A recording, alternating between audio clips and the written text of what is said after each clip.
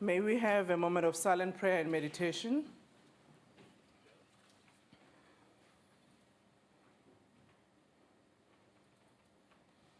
May we be seated? Very naughty, eh? Minister, Deputy Minister, senior officials of the department, chairs and members of the boards of the entities reporting to communications, members of parliament, good morning. Good morning. How are you? Thank you very much. Would like to welcome in Parliament the guests of the Minister who are here. You are most welcome. You are now the guests of Parliament, no more of the Minister. Because of that, there are house rules that apply to you, which I trust you will respect. Minister or Deputy Minister or any member of Parliament may say something very exciting. You can't clap hands. You can only smile, nod your head, no using of hands as gestures. But if it's something that you don't like, no booing or screaming, no gestures by hands that show some negative. You can only frown, and that's it. But your rules are different than those of the members of the House. So don't be tempted when you see them at times having some sling match in between. That's mine to regulate. They've got a little bit of privilege, but they can't overdo it. We've got some rules that apply to that. Yours is just to watch them, make your own determination, but don't enter the fray. I hope we will support one another on that one. For members, the debate will be robust, I suppose, but respectful. And I trust you will honor that. So we're all ready for the debate. Secretary, can you read the order? Debate on vote number 3, Communications Appropriation Bill. Honorable the Minister, Honorable Dlodlo.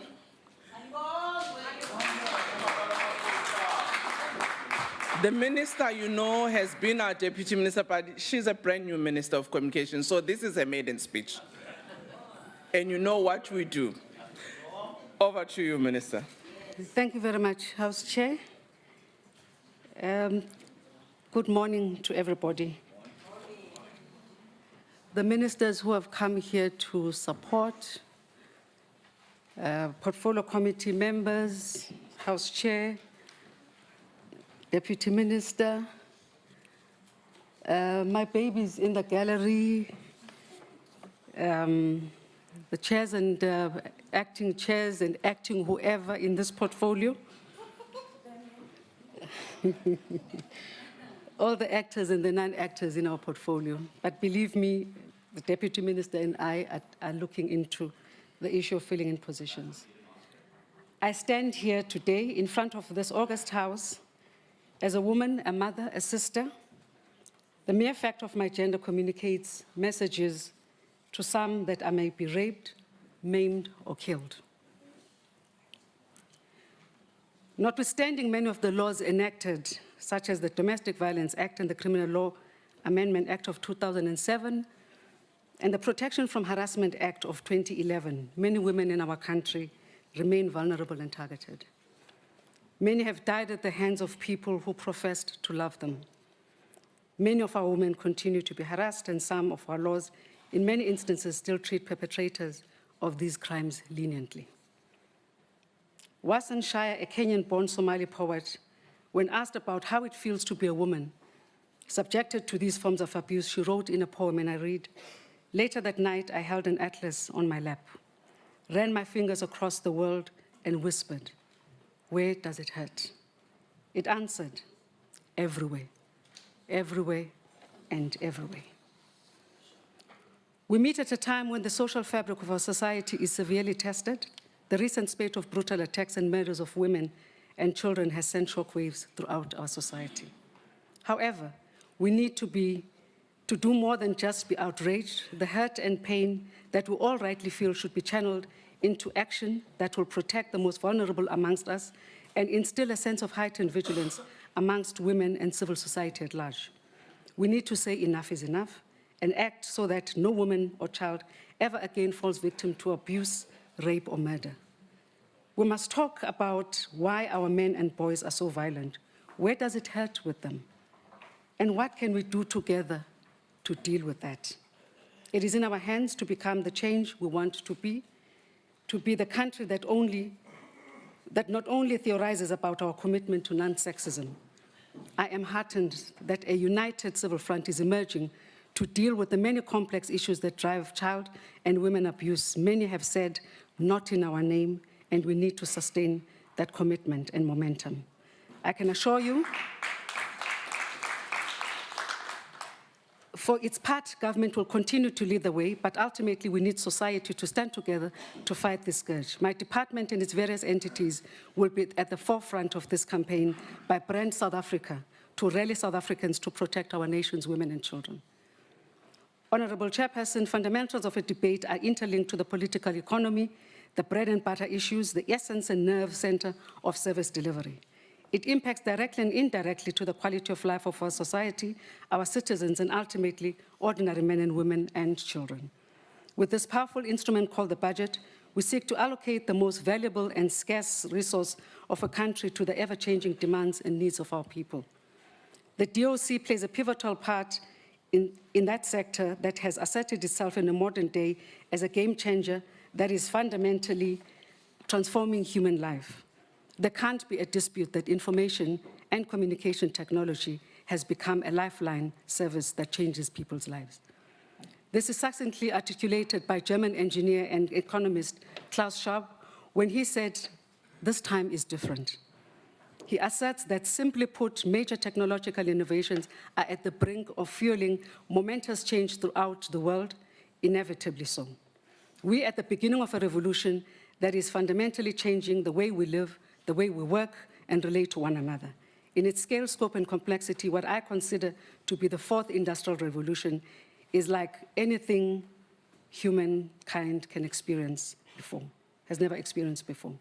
South Africa as a country has a choice either to be a significant player in the global technological development or be the recipient and consumer who tails behind innovation. It might be too late to position ourselves as leaders. However, there is scope to be a meaningful player. Not to assert ourselves in the innovation and development engine room will render us vulnerable to global economic and technology advances.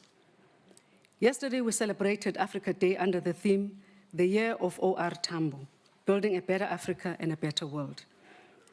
Amongst many of O.R.'s achievements, we salute him as a freedom fighter, global fighter against sexism and racism, a science teacher, choral music lover, a communicator, a global colossus, as Madiba described him, who strode the globe so that we can be free, promoting unity, deepening ties of solidarity between us and the world. Honorable Chairperson, our continent is filled with promise, and in our relatively young and determined population, we have abundant human capital to drive Africa's future. I would like to acknowledge the presence of some of those determined young people who join us today in the gallery. They are Shirelle Daniels, they're all sitting over there, Darren Morris, Renee Sishonga, Leila Deva, Joshua Mabasa, and Babalo Mabaso, who I had. I hope my time will not be affected.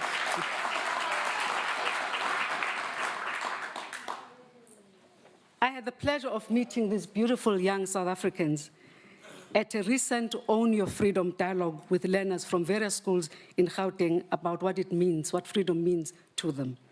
Together with the energy of these young people and our guiding continental development goals of Agenda 2063, we can achieve an Africa with strong cultural identity, values, and ethics. It is further underpinned by the AU's vision to build an integrated, prosperous, and peaceful Africa that is a dynamic force in the international arena.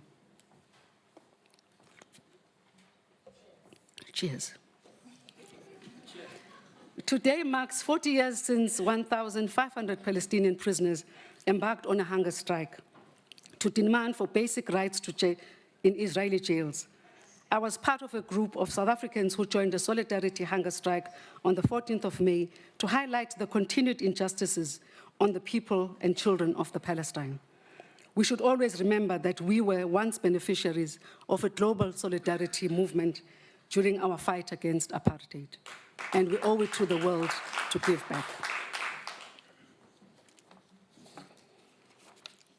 Honorable House Chairperson, it is a great honor to present the DOC's 2017-18 budget since the establishment of the DOC in 2014. A number of developments have taken place, and I will outline these later. I first want to highlight the vitally important subject of governance across various entities under the Ministry of Communications. Good governance is absolutely essential and is non-negotiable. In this regard, I'm pleased to say that the DOC, the GCIS, and all other entities continue to adhere to the prescripts of the PFMA and are on track to meet their performance indicators. Budgets are being spent wisely and are working at ensuring financial stability across all entities, while capacity constraints are being addressed through the filling of vacant posts. On the matter of budget, I hereby present the total budget for the department as $4,558 million over the medium-term expenditure framework period, which is allocated as follows: $1.45 billion in 2017-18, $1.520 billion in 2018-19, and $1.612 billion in 2019-20.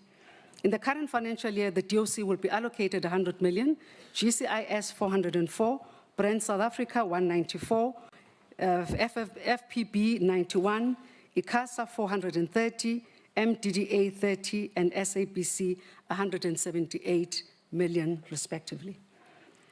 This funding will be used to accelerate our mission to create an enabling environment for the provision of inclusive and universally accessible communication services to all South Africans in a manner that promotes socio-economic development and investment through broadcasting, new media, print media, and other new technologies and brand the country locally and internationally. The Ministry of Communications is mandated to implement Chapter 15 of the NDP, which is translated to Outcome 14 on nation building and social cohesion. With the NDP as our anchor, we have been working hard to ensure citizens have access to information, which is a crucial tool in ensuring they are able to claim their rights and move their lives forward, united by common goals and a sense of patriotism. Our cherished goal is to ensure that all South Africans are informed on what is going on around them. This was always not the case. The DOC, the GCIS, and various entities will continue to do more to increase access to government communications and services so that citizens are informed about our policies and programs and can access services in order to improve their lives. I am sure you would agree with me on the vital need of ensuring that our communication dividend benefits all South Africans. A firm foundation for the effective functioning of the department has been laid with the approval of the organizational structure and the 2015-16 to 2019-20 strategic framework. In its first years of operations, the DOC received a clean audit for 2015-16. The department will ensure to strengthen its internal controls and compliance to the legislative prescripts during implementation of our strategic goals and objectives. House Chairperson, since its inception, the DOC has hit the ground running. Broadcasting digital migration remains a flagship program of the department, and it has the potential to improve the lives of all South Africans.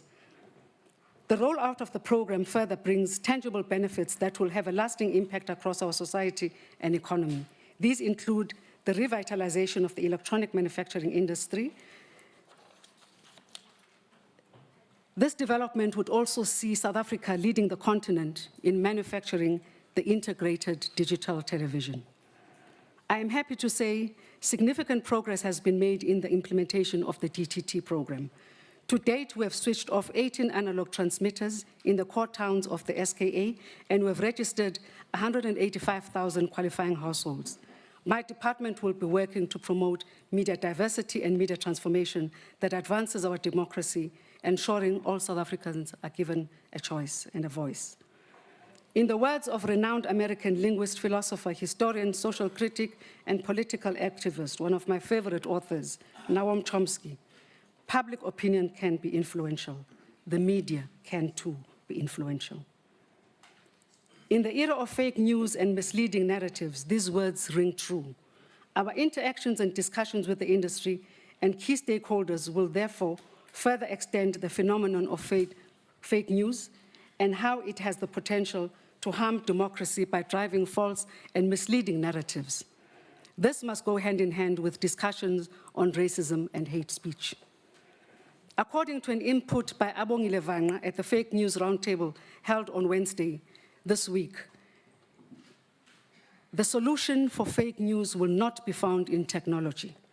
Rather, it will be found through extensive engagement between the journalism profession, government, and civil society on what the parameters we wish to put in place when defining what this phenomenon actually is.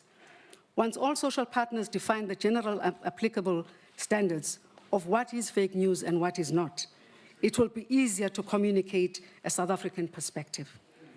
Print and broadcast media organizations can learn from some of the best practices at the FPB, who have publicly consulted on standards aimed at articulating what child sexual abuse material is. These standards are universally applicable for any company wishing to distribute material within the Republic of South Africa. As we finalize the community broadcasting support strategy after consultations with affected stakeholders, we will continue to focus on regulatory policy transformation and funding for the sector through the MDDA. The budget vote takes place during exciting times with digital convergence driven largely by innovation and creativity, opening new possibilities and opportunities for our citizens. On the policy front, we have exciting plans to capitalize on these new opportunities. The draft white paper on audiovisual and digital content for South Africa will be submitted to Cabinet for approval to be gazetted for public comments after consultation with relevant stakeholders and provinces.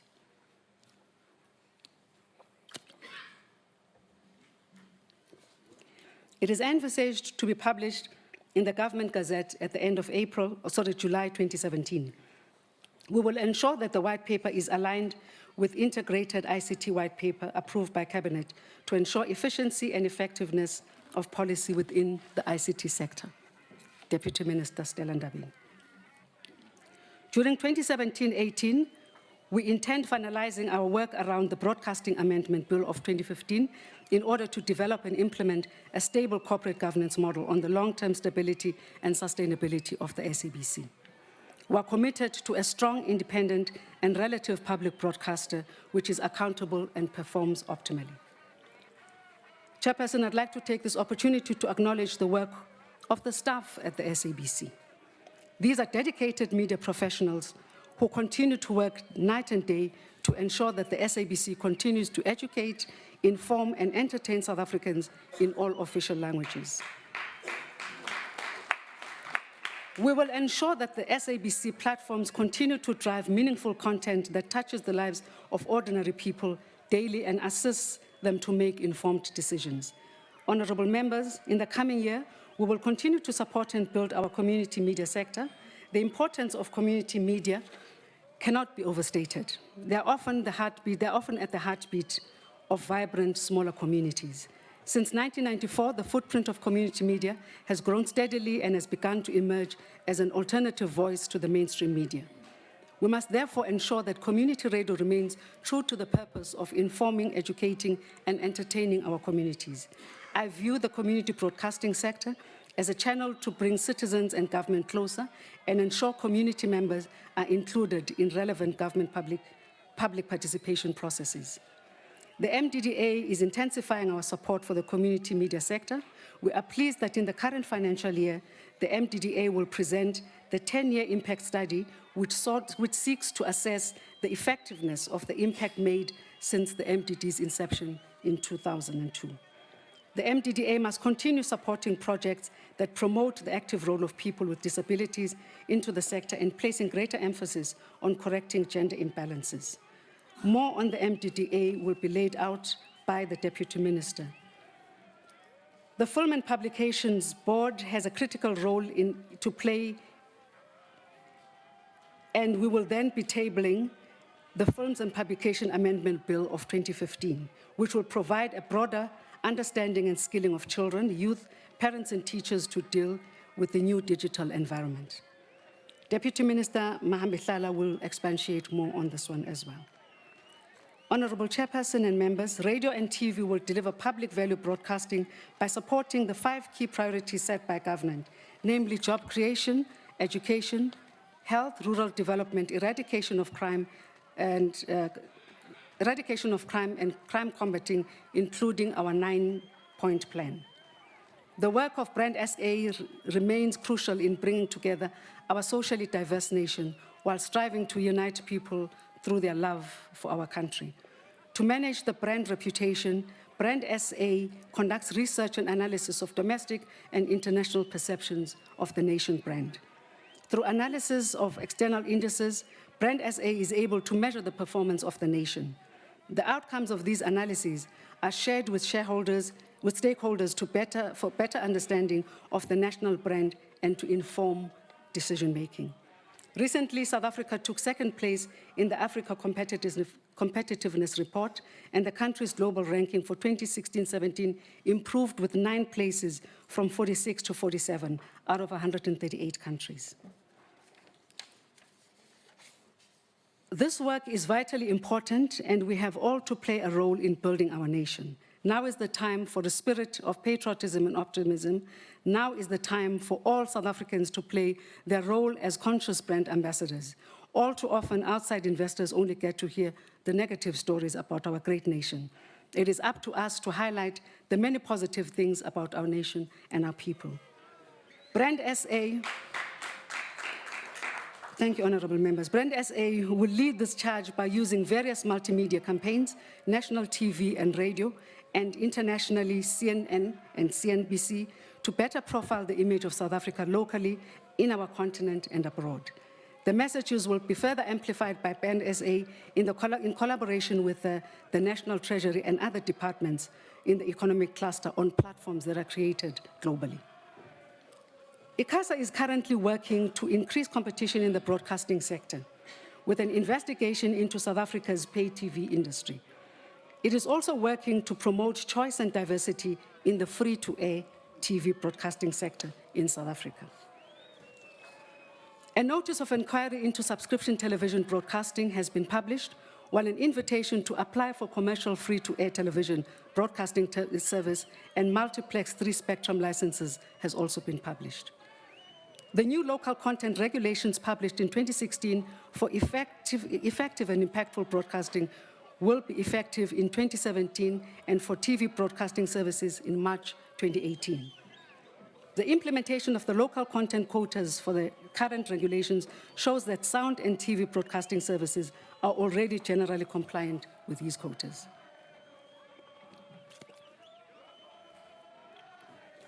During the 2017-18 financial year, ICASA will facilitate investment and access to broadband infrastructure for sustaining socio-economic development. It will also promote competition and facilitate access to a broad range of communication services at an affordable cost. This now brings me to the work of the GCIS, which remains an integral part of the Department of Communications and to citizens having access to information.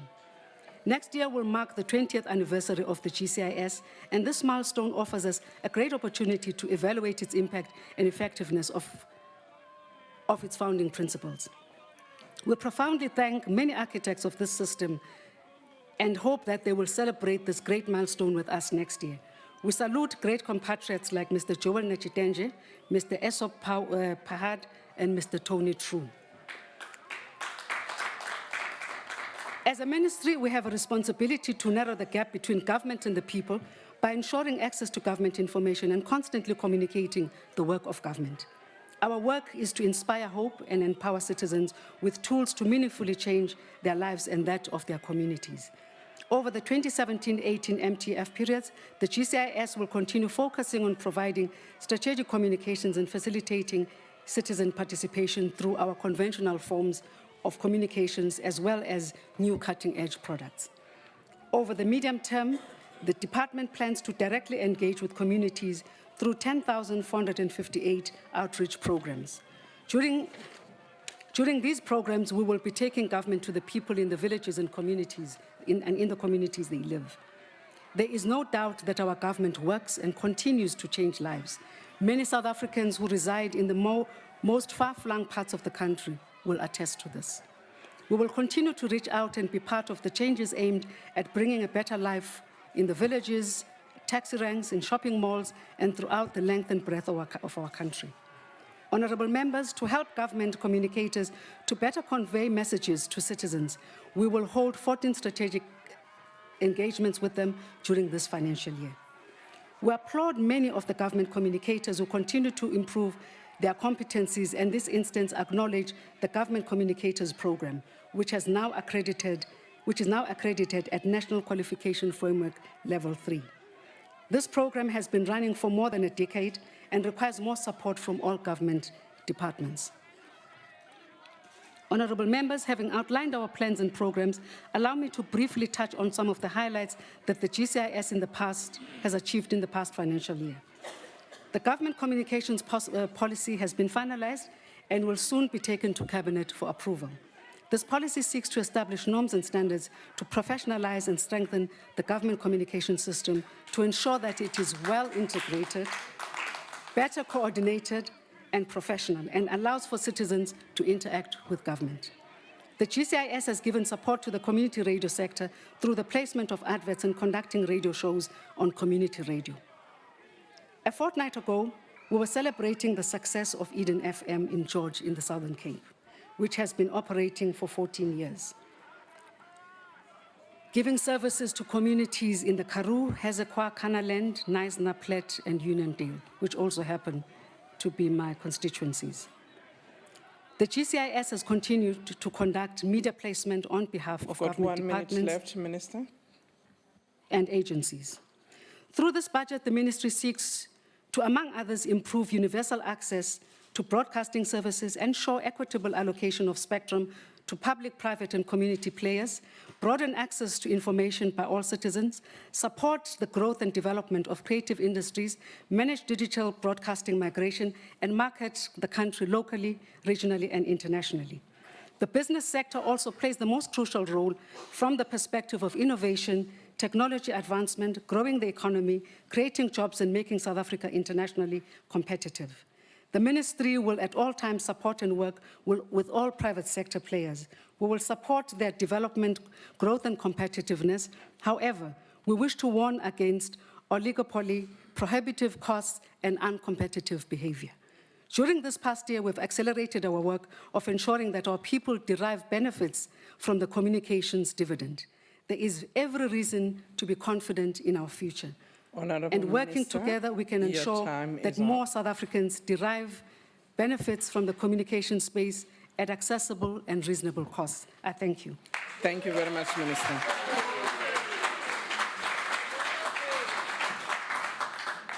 Nyalo sitawucela lilunga lehloniphekile usihlalo welkomiti babe Maxakwana. Thank you very much, Honorable Chair, and greetings to the Minister, Ayanda Dlodlo, Deputy Minister Thandima Mbehlala, members of Parliament present, members of the Portfolio Committee, Chief Whip of the Majority Party present, distinguished guests, ladies and gentlemen, comrades and friends. I must upfront say that the ANC supports the budget vote 3. Honorable Chair, as we started this 5th Parliament in 2014, declared as the activist Parliament, based on the 53rd resolutions of the African National Congress in support of the National Development Plan. I nearly said democratic revolution. The President restructured the ICT sector by proclaiming the formation of a new department and reconfiguration of an existing one. Such a move was necessary considering the slow pace of transformation in the communications sector, still dominated by few companies.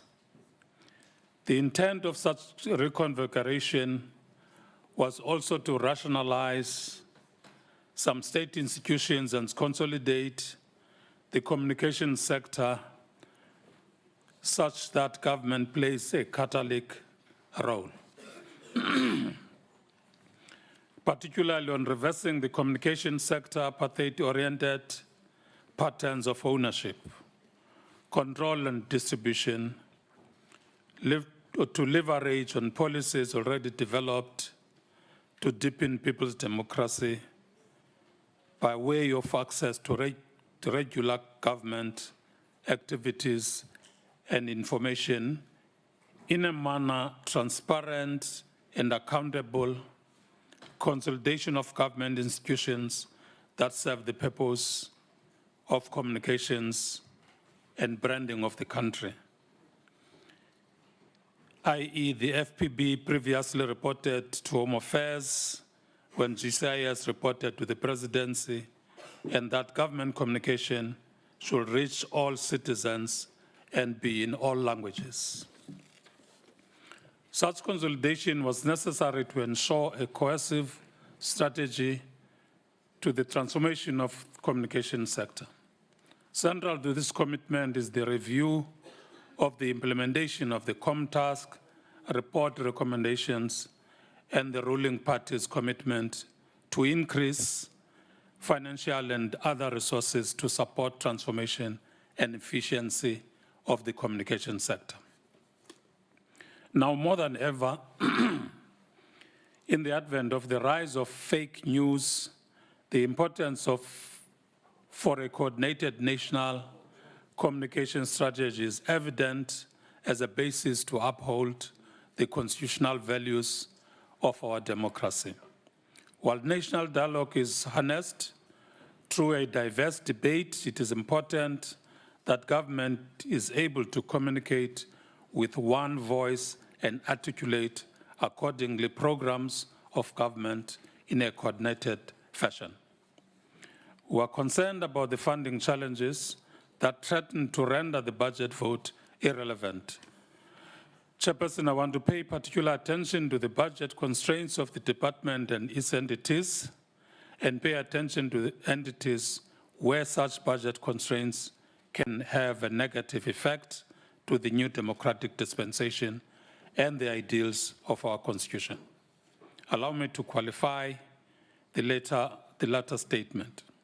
Communication sector has in the past hit hard by the coverage phenomenon, not to mention the rapid technological advancements that put tremendous pressure on our government and its quest to make its citizens relevant in an information society and knowledge economy.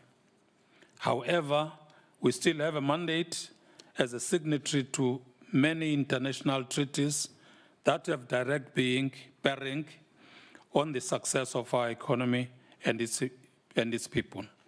It is with this context that we base our argument for faster transformation such that our people, culture, and heritage remains relevant in a globalized world.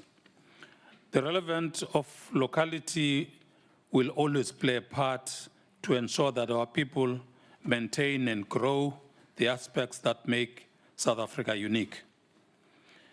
On NDP objectives, 2014-19 electoral mandate specific to the budget vote focus on the radical economic transformation, radical economic growth and job creation, contributing to a better Africa and better world, social cohesion, and nation building.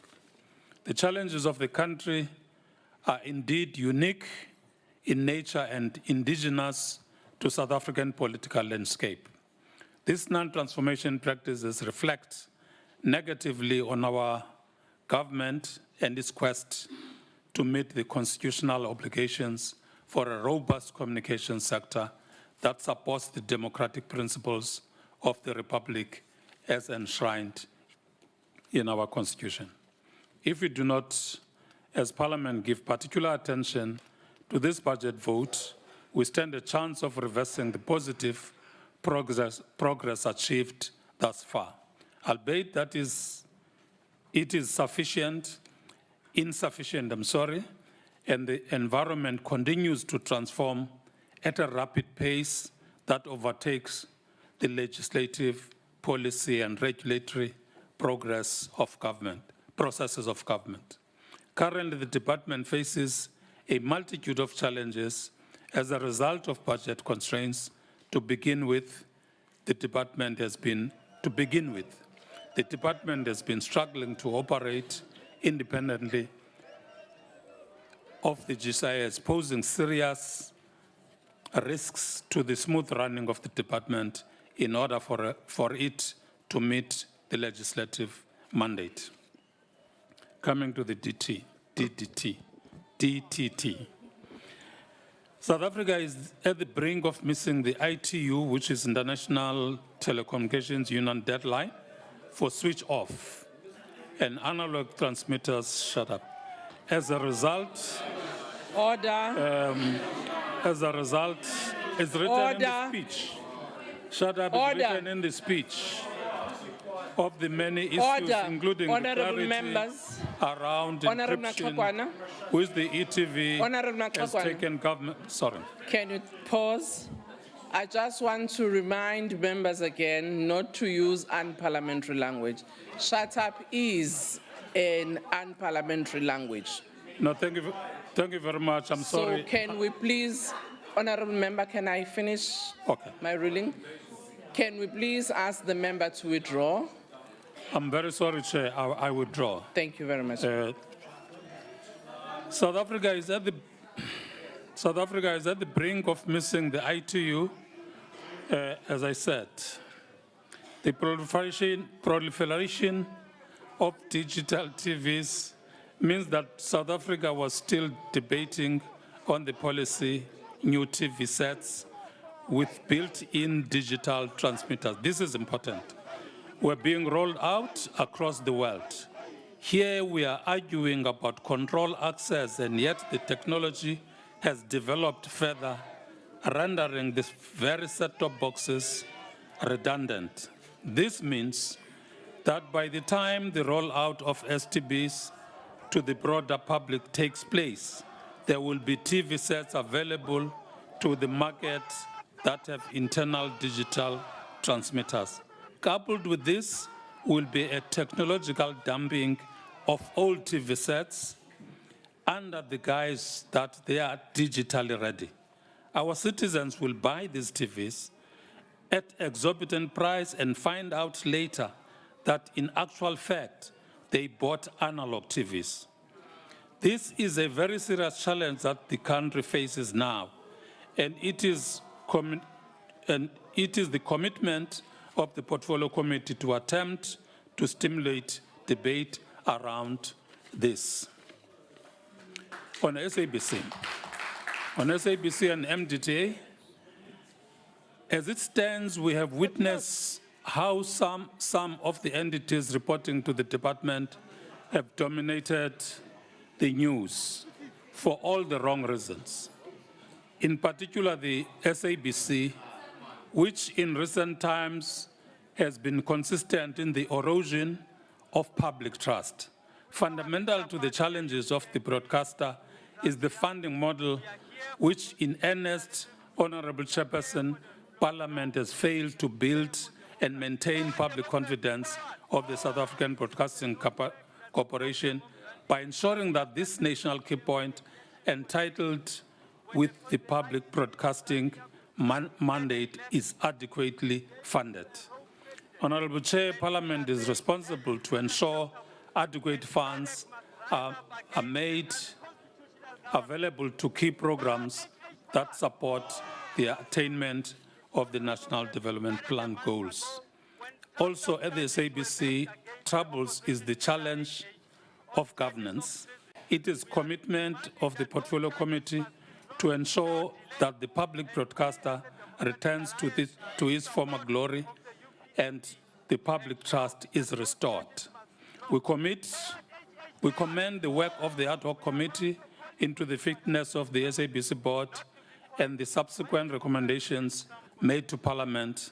Our immediate focus is ensuring that the interim board is able to carry out its mandate as it has started within the prescribed 6 months, as per the inquiry on SABC report and recommendation.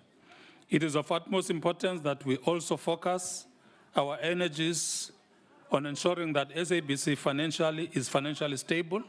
We must raid the culture of unnecessary payouts of staff, and in fact, ensure that we retain skilled and experienced staff. Over the past 10 years, the SABC staff had paid over 40 million rands in payouts to CEOs and other senior staff members, and this cannot be business as usual. Honorable Chair, your time is expired. Honorable members and staff, honorable members, the staff morale is so low, and we need to do something. On that note, Thank you very much, Honorable Chairperson, and Thank you. Thank you very much. Honorable Van Dam.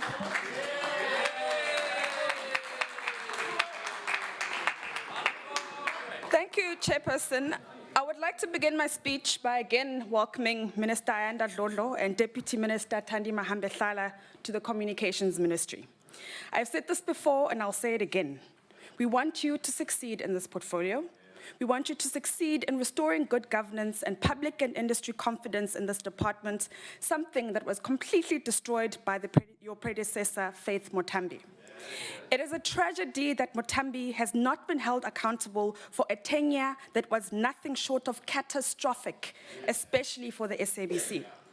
I would like to remind this House that the 60-day deadline for the laying of criminal charges, as set in the report of the ad hoc committee on the SABC inquiry, expires on 5 June 2017. That is in 10 days.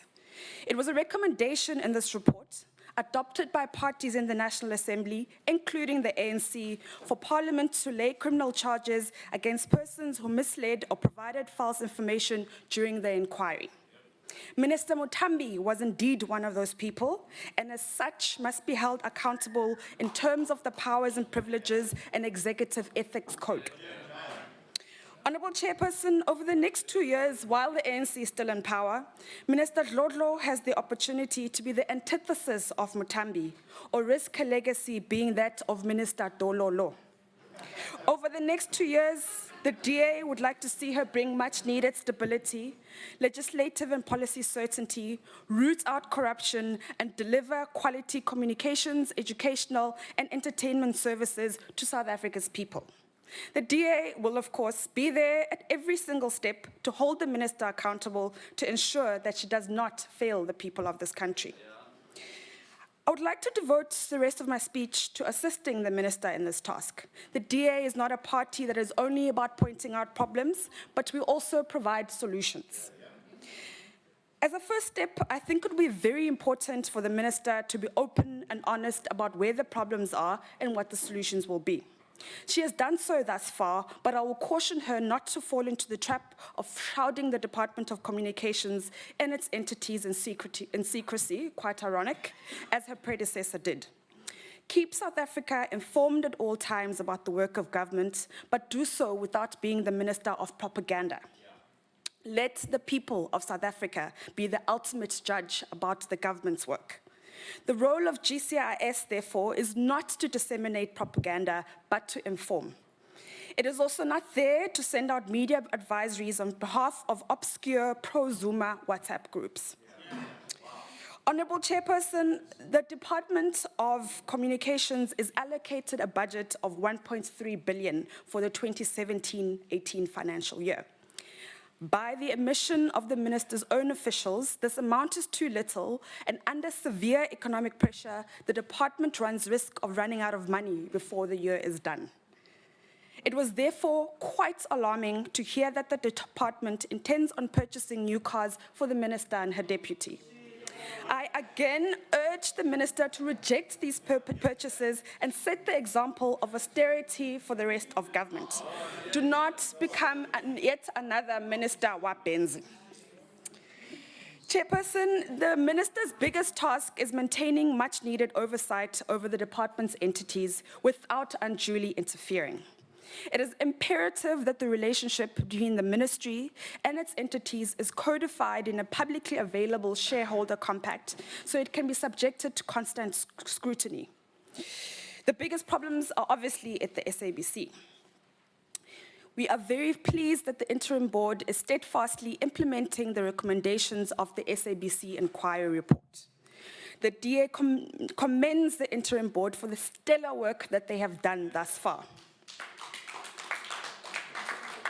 It is our worry, however, that the interim board appears to be moving rather slowly in instituting disciplinary proceedings against staff implicated in causing the rot at the SABC, such as CFO James Aguma and former company secretary Teresa Geldenes. It is unfathomable why these two are not on suspension, and Ms. Geldenes is said to be assisting in the SIU forensic investigation. That is like asking a fox to watch the hen house. Both should be suspended immediately and subjected to disciplinary proceedings. Together with the SABC board, we would also like to see the minister set up a panel of experts to investigate innovative means to increase the SABC's funding. At 178 million, the funding provided by government to the SABC is obviously quite insufficient. The solution to this, however, is not additional license fees for mobile devices. The DA will stand firmly in opposition to any further taxation of the already overburdened taxpayer. Chairperson, I've also had several complaints from musicians that payola is still very much in existence at SABC radio stations. Music played on the public broadcasters' radio stations should be chosen on merit, not based on who has the biggest bribe. I will be submitting a formal request to the department for a full-scale inquiry into payola at SABC radio stations and for all staff implicated to this to be brought to book. Restoring staff morale at the SABC is of utmost importance. It was absolutely heartbreaking to hear talented staffers at the SABC recounting gut-wrenching accounts of being hounded and terrorized by Hlaudi Motsoeneng and his enforcers because they refused to dance to his beat. It is a disgrace that to date, SABC's investigation into the attacks and the threats against the SABC 8 have not been finalized.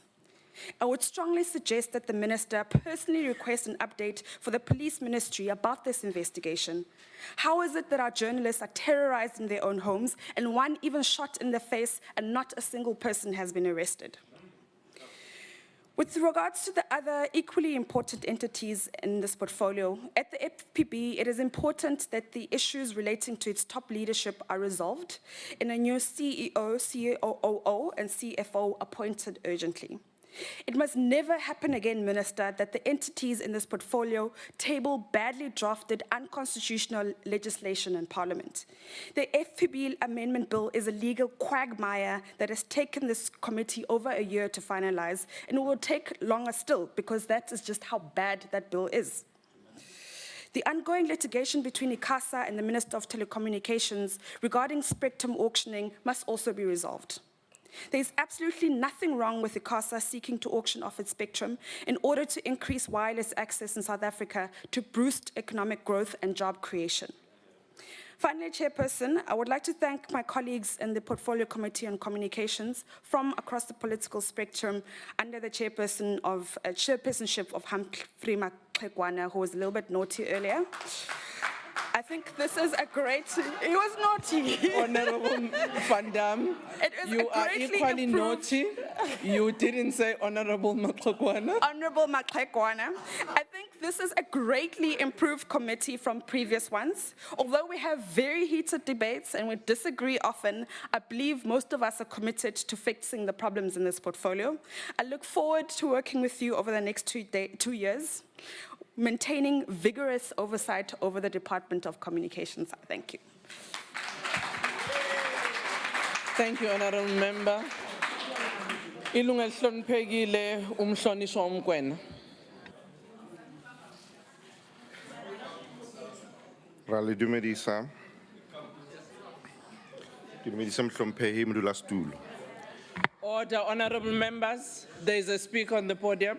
Honorable Macpherson, you can come closer to the Deputy Chief Whip. Okay, thank you. Let me state from the onset that the EFF rejects the budget vote 3 of the Department of Communication. The reasons are 3. 1, the purpose of the Broadcast Act of 1999, amended in 2002, amongst others, was to establish a strong, committed, and independent broadcasting service which will service the needs of all South Africans. Central to the purpose of the Act is an important role of fulfilling the public's right to know. Hence, an independent, adequately funded, and accountable public service broadcaster is a crucial component of the public's right to know. This department must fight until the SABC, what the SABC must be, an independent broadcaster that serves to inform the public, impart ideas, and respect journalistic freedom. And this is why it must move with swift movement to appoint a permanent, credible, and capable board and leave the SABC to perform its constitutional mandate with journalistic freedom, independence, and healthy, distant proximity from government and ANC politics. 2, 3 years later, we are still not clear why Mr. Zuma decided to split the telecommunications and communications as departments, a misguided decision which has led to nothing but duplication, confusion, and waste of resources. While international trends and innovation is moving towards streamlining and integration of broadcasting and communication, this administration has decided to do the opposite. And unlike the previous minister who was incompetent, we hope the current one is effective. That is besides the issue, because the issue here is that the department should never have been created in the first place, and bringing in a new minister will not solve anything. Under its stewardship, ICASA is still not performing its mandate and has no teeth. The GCIS is not effective, it's not an effective body. It peddles propaganda, and its mandate is confusing and duplicate in character. 3, the Department of Communication to even suggest that implementation of broadcast digital migration got off to a slow start is misleading the public. The truth is that incompetent people with corrupt intent were tasked with the implementation of the migration, and they have failed to do so. As a result, the migration deadline was postponed to 2018, a decision that was never substantiated with cogent argument. We stand here as the EFF to make the following proposal. It is never too late to close this department and reintegrate it into telecommunications. Minister Ayanda Dlodlo, as effective as we hope she is, can go back to public service. And the president, and if the president insists on Minister Mutambi in his cabinet, she can be minister without portfolio. The EFF has long called for the amendment of the ICASA Act and to make the institution a Chapter 9 institution. No amount of propaganda and so-called good story to tell will change the fact that the ANC has reached its expiry date, and we must move on. The GCIS is not performing its duty. Thank you very much. Ngiyalokda ucela ilunga lehloniphekile umhlonishwa uFan der Merwe.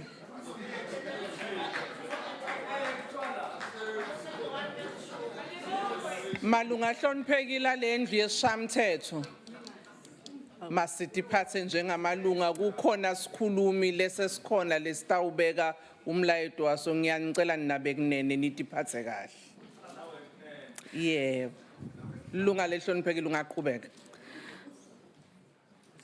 Honourable House Chairperson, let me at the outset, on behalf of the IFP, congratulate the Minister and the Deputy Minister on their appointments the IFP pledges our support to both of you. And let me also at the outset again thank the people of Mnutu who voted overwhelmingly for the IFP in yesterday's by-elections. We thank them for trusting the IFP. Honourable members. We hope that the people of Mnutu's story will be... We hope... Honourable Hadebe, I will repeat. let's allow the member to rejoice a bit. Can we... Honourable me Speaker, repeat. What is the I point wish of to- order? rise on a point of order What is the Our point of chief order? whip. informed by Rule 68, What? irrelevance. Not at all. No, I'll get there. I'll get there. I'll get Order. there. Wait. I'll get there. I'll make Order, it relevant, honourable Chief member. Whip. I'll make it relevant. While I appreciate Honourable Chief Whip your point, but I had already allowed that the member, she was within her rights to And Chief Whip, I'll congratulate make it and thank the relevant. people Hang of Mnutu. She can proceed with her speech So now. let me Proceed. repeat. I thank the people of Mnutu for voting for the IFP overwhelmingly in the by-election. And we hope that the people's story will be told and that the seismic change we are seeing in the body politic of South Africa that will be adequately reflected on the SABC's radio and TV stations. Honourable House Chairperson, the IFP recognises that the battle to save the SABC is far from over. Almost 5 years ago, the IFP marched to Auckland Park. We did so because our public broadcaster had become a state broadcaster. It was no longer the voice of all South Africans. Overwhelming evidence to this effect was recently presented to the ad hoc committee probing the affairs of the SABC. The committee also heard how successive SABC boards had failed to carry out its duties and how its chairpersons had failed to provide leadership. It also heard of the abuse of power by executives, rendering the SABC's governance structures weak. But this begs the question, what had led to the SABC being managed by successive, weak and incompetent boards? The IFP has always argued that the process of appointing SABC boards is a deeply flawed process. It relies on us as politicians to recommend names to serve on this board, a process that some in the ANC has routinely abused. Political interference has been built into the system and ruthlessly exploited. At the heart of the crisis were individuals who ran the SABC like it was their own personal property. They feared no one.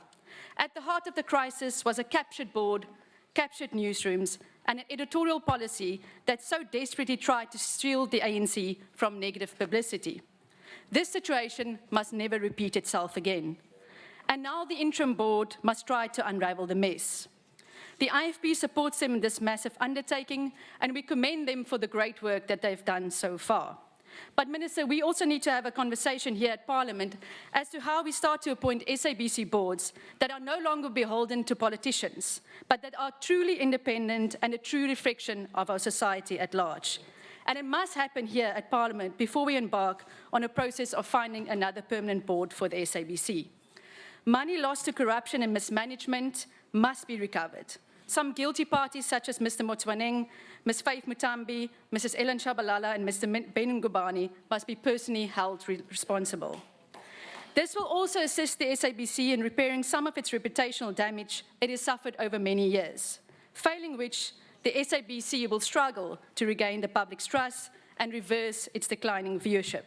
And let me also state that the IFP rejects the proposal for fees for mobile devices, and we believe that vacant posts must be filled without further delay.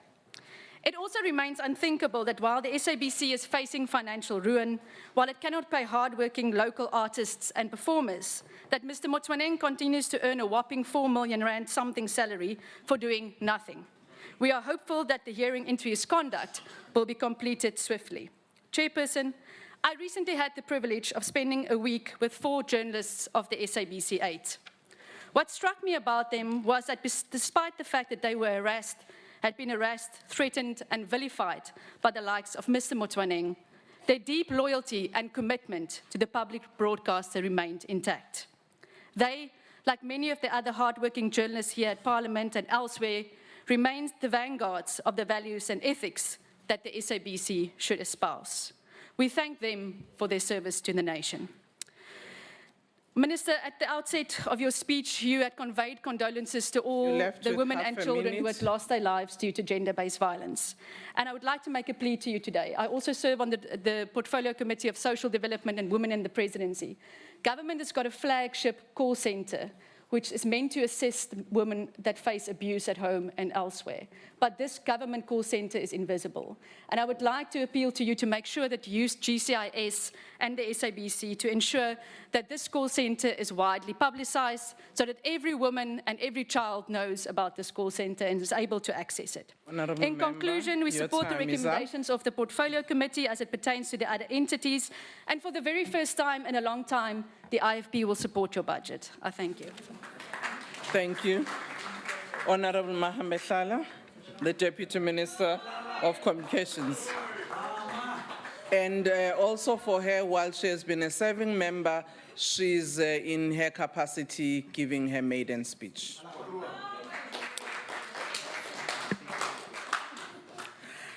Thank you very much, Chairperson. Honorable Minister of Communications, Ms. Ayanda Dlodlo, leadership of entities reporting to our department, distinguished guests, fellow South Africans, allow me to greet you. As we mark Africa Month, it would be remiss of me not to condemn the high concentrations of patriarchy and the concentrated violence against women and children. I stand here as a woman and invoke the words of immortal African revolutionary Thomas Sankara, and I quote his words. The revolution and women's liberation go together.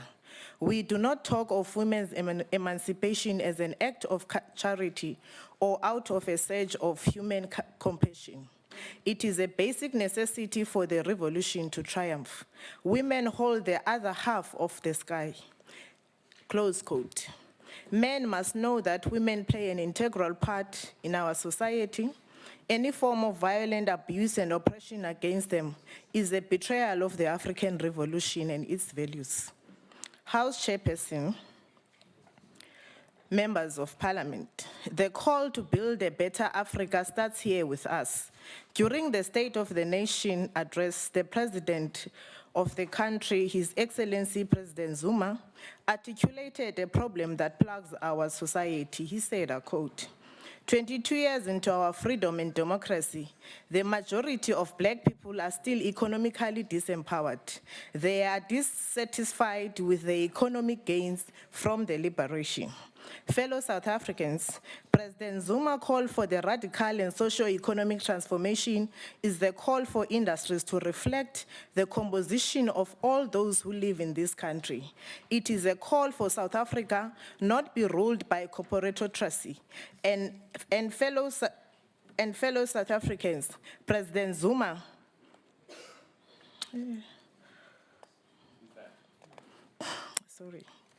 honorable members, as the Ministry of Communications, our role is not only to articulate what radical socio-economic transformation means, but also to implement it in the industry through various entities we oversee. Our interventions as a ministry need to form the basis of structural transformation in the media industry, and through the NDP, we are required to transform the psychological structure of our society by creating an environment in which social cohesion thrives and nation building is the order of the day. This will not be achieved by casual and sentimental activities. We must be committed to one simple course of action, that is the implementation of the Freedom Charter in its truest form. Our people can no longer stomach the modification of an economic system they did not design. Fellow South Africans, the Minister has entrusted me with the full responsibility of working with Films and Publication Board to ensure that television content, games and films consumed by our children is suitable for their consumption. In the next month, we will mark the opening of the Child Protection Week. With the evolution of technology and digitization of broadcast media, it is critically important that our society is educated about the role of FPB, which is to ensure that our kids interact with suitable content, amongst other things. This nation has a long history of socio-politically motivated violence, which has sustained itself in many parts of the country. This is evidenced in the high occurrence of criminal violence with severe consequences for children. This requires us as government to have an intersectional and integrated collaborated response. Through the work of FPB, we are at the forefront of safeguarding our society from harmful online content, which is made more accessible due to the greater access to inform and service in the digital era. To combat the prevalence of explicit online content, the FPB is intensifying its awareness campaign to empower citizens, particularly children, on being responsible digital citizens. The board will roll out cyber safety awareness campaigns in 6 provinces, targeting 200 parents, 800 learners, and up to 400 educators. Research commissioned by FPB with the University of South Africa has shown that children have been desensitized to violent content while adults no longer concern themselves with violence in the media. This is of particular concern as close to 40% of films and games rated by FPB contain mild to extreme violence. But there is hope, fellow South Africans. In a first of the African continent, the FPB, in collaboration with UNISA, has established a content classification academic qualification that will improve the quality of education and skills development in the sector. This will benefit society and provide a more efficient service to customers. The FPB has commenced implementation of its online content regulation system that moves the organization away from manual processes that often resulted in backlog. The FPB is working closely with our law enforcement agencies to ensure compliance. Last year, 39,441 CDs and DVDs valued at 3.9 million were confiscated. As the ministry, we will work closely with the Portfolio Committee to make amendments of the FPB Amendment Bill. I encourage all South Africans to participate in the consultation processes of the bill. It is through these conversations that we as a country can articulate our values and norms and how we would like to see them reflected through the media content we consume. Compatriots, in the gallery, we have the cast members and the producer of award-winning South African feature, Kalushi. This film won the Best Film Award at the Luxio African Film Festival in Egypt. Furthermore, Thabo Rametsi's portrayal of Kalushi earned him the Best Actor accolade in the BRICS International Film Festival in India. This extraordinary film tells the story of Kalushi, also known as Solomon Mahlangu. Kalushi is a young man of bravery against the apartheid regime. Order, Honorable Deputy Minister, they would like to see the person you just mentioned. Listen to my speech. Order. Is Thabo here? Honorable Chairperson, you are disrupting me. Can I proceed? I have not taken your minutes. It's just that members were howling and asking to see the person. If the member is not here, thank you very much. You can proceed. Chairperson, the generation and Yizo actor is here amongst us as Member of Parliament. Applaud. This extraordinary film tells the story of Kalushi, also known as Deputy Solomon Minister, Mahlangu. There's a point of order. No, Chair, What's the point of order? I appreciate the appreciation that I get from the members here, but it was 14 years ago. Can we get over it? Can you take a seat, honorable very member? much. Order. Honorable members, that's not a point of order. It's a point of information. Thank you very much, but not relevant for today's debate. Continue, Deputy Minister. Honorable Chairperson, Kalushi is a young man stood up bravely against the apartheid regime and was hanged by the unjust apartheid regime in the gallows of Pretoria Central Prison on the 6th of April, 1979. Coincidentally, on the 6th of April, it happens to be the day upon colonialism in the form of Jan van Riebeeck descended on our shores. It is Kalushi's statements which keeps the desire in us to ensure that South Africa becomes truly liberated, and I quote his words when he said, "My blood will nourish the tree that will bear the fruits of freedom. Tell my people that I love them. They must continue the fight." Close quote.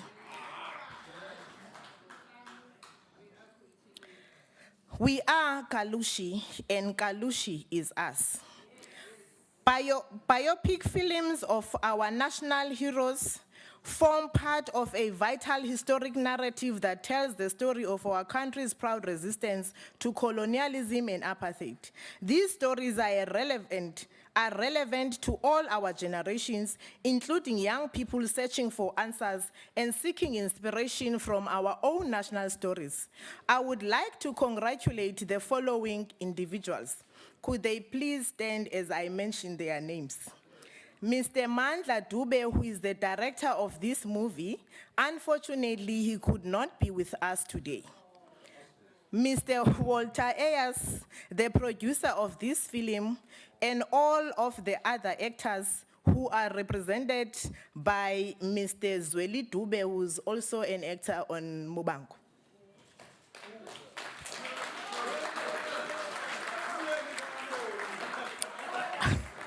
Honorable members, Zweli Dube portrays the character of an exiled commander of the People's Army, Umkhonto weSizwe, Minister Ayanda Dlodlo. I am pleased to announce, Chair, that this ministry will also play its part over the next couple of months. It will also play its part over the next couple of months. We will be working closely with the team to screen Kalushi in communities whom traditionally would not have the means to view this film. In so doing, You have got 1 minute. In so doing, we educate community about fundamental parts of our history and use it as an opportunity to share awareness on how film content is classified by the FPB. Let me remind you that we have a duty to support the producers of local content in the arts and other industries. In so doing, we draft our own narrative and also create jobs in local industries as well as brand identity of our young people. Honorable Chairperson, it is high time that Parliament allows local community media and gives them full access to Parliament like mainstream media. Honorable Deputy Minister, if you can round up, your time is up. Thank you, Chairperson. A proper implementation of the DTT program will ensure that all South Africans are part of the digital revolution, particularly those in the community media space. This means that community radio stations can expand their broadcasts across the country. In the past month, I have visited a number of community radio stations across the country. I'm Amongst sorry, those were- Deputy Minister, your time Thank you has very much, expired. Chair. Honorable Kubisa.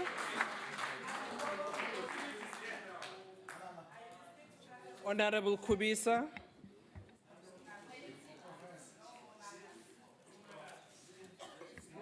Otin Pungan.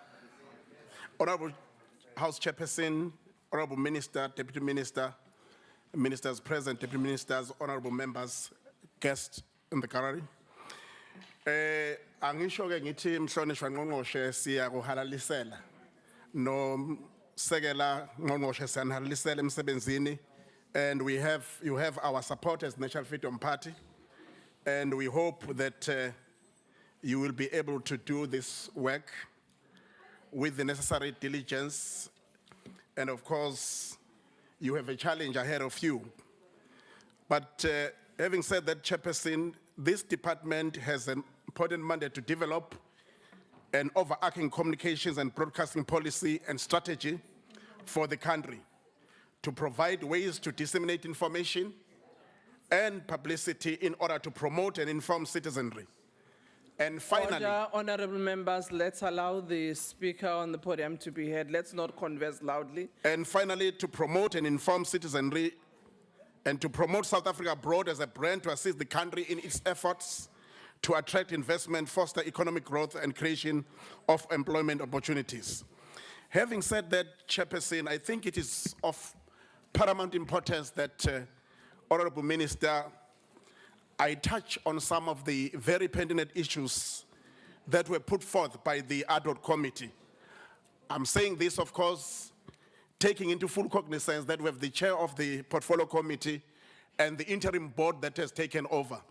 And we want to say we acknowledge the work that the interim board has begun to do, the vigor, and of course the courage with which they are doing their work.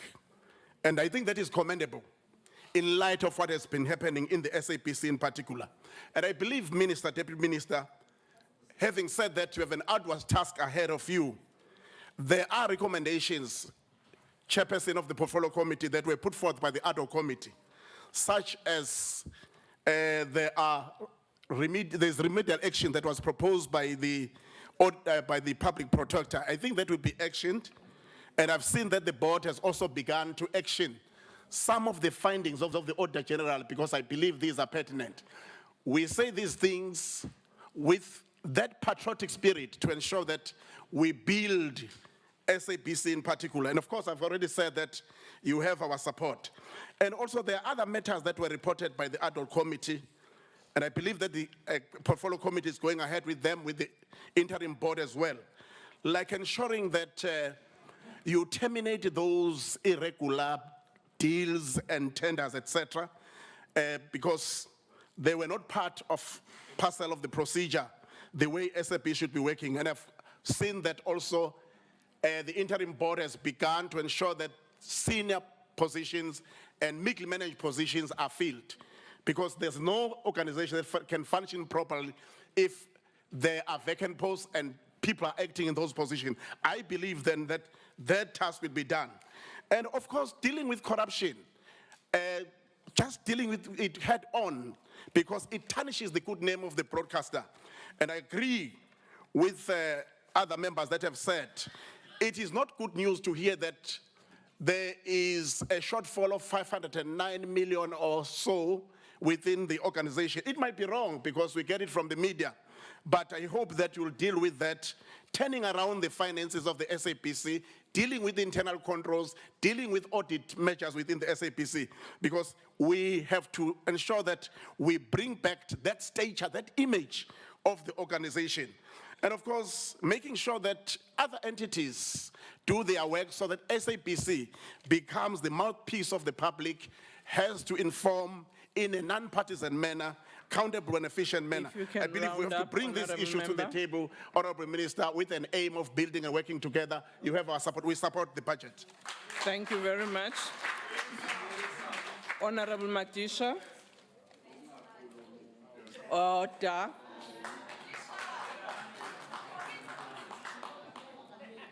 Thank you, Honorable Chairperson.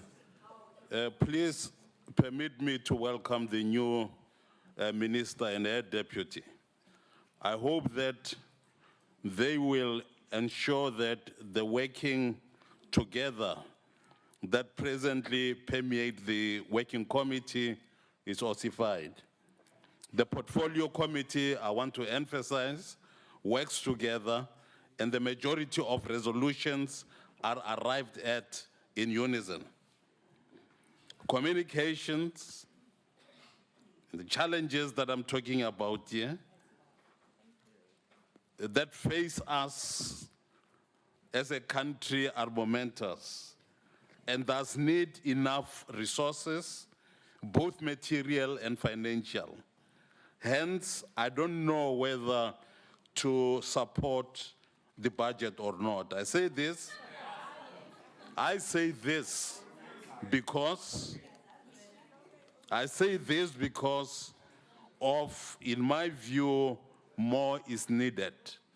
Because having gone into the whole thing, having had discussions, having discussed this as the portfolio committee, we know that a lot has got to be looked into. Hence, I say that I don't know whether we should, at this stage, arrive at that particular stage.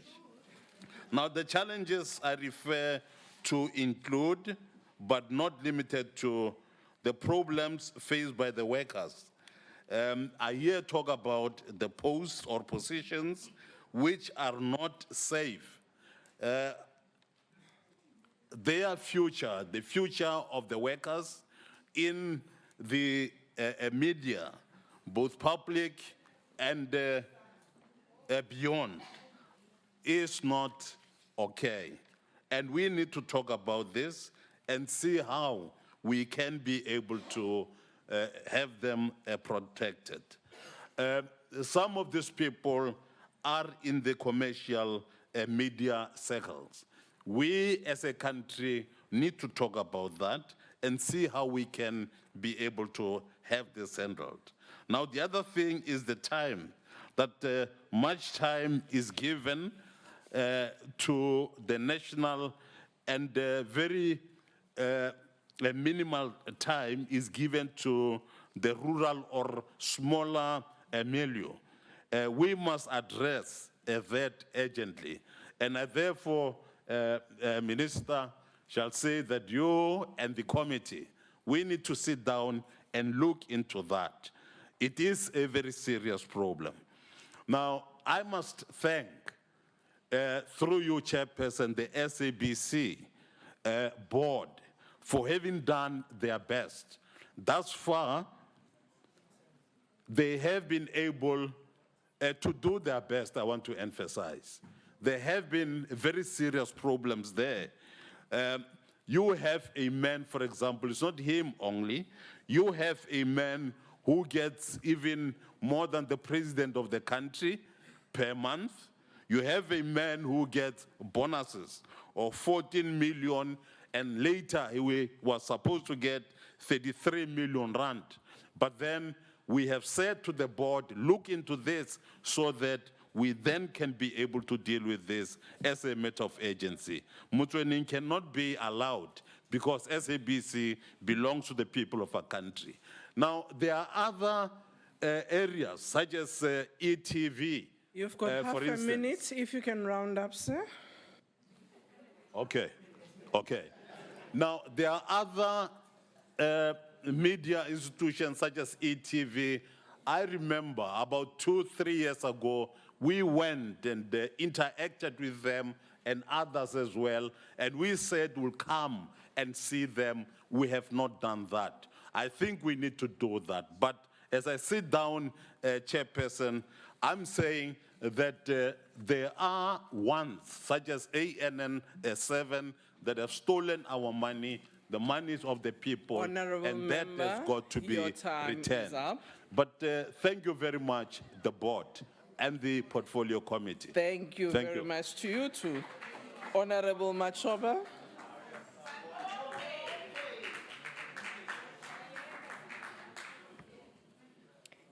House Chairperson, Honorable Minister, Honorable Deputy Minister, Honorable members, Honorable Chief Whip of the Majority, the distinguished guests. Hence, I can debate here in Parliament without fear of reprisal. Thank you, Minister, for your commitment to taking up a campaign on violence against women, and would like to invite social partners to participate in the campaign. I call on ordinary citizens to support the clarion call for creating safer communities. I would also like to plead with the judiciary not to be lenient with the killer of Karapo Mukwena. The family must not be victimized twice. A victory of Karapo is a victory for all South Africans. My solidarity pledge to all men who continuing respecting the women. I saluted them, and I'm still continuing saluting them. The campaign is in line with you, Minister, the Department of Community Mandate of Caring, inspire hope, and carries aspiration of our people. The entities under your leadership, Minister, are entrusted with enormous responsibility of creating a platform for South Africans to have a conversation with each other. This is a commitment that the ANC-led government made to its people. The other entities protect citizens from viewing content that might not be of value for both their ages and choice clarifications. It educates citizens to ensure that they are careful about the content they post about themselves, in particular children. Once and more, this is a reflection of ANC-led government to building a rights-based society and protecting vulnerable citizens. While the MDDA is responsible for an empire that citizens are able to use media platform to develop a common cause on issues that affect them. Through its financial support, it provides an opportunity for communities to identify common grounds and bridge the social class gaps. Open lines communication are critical for lasting solution into complex.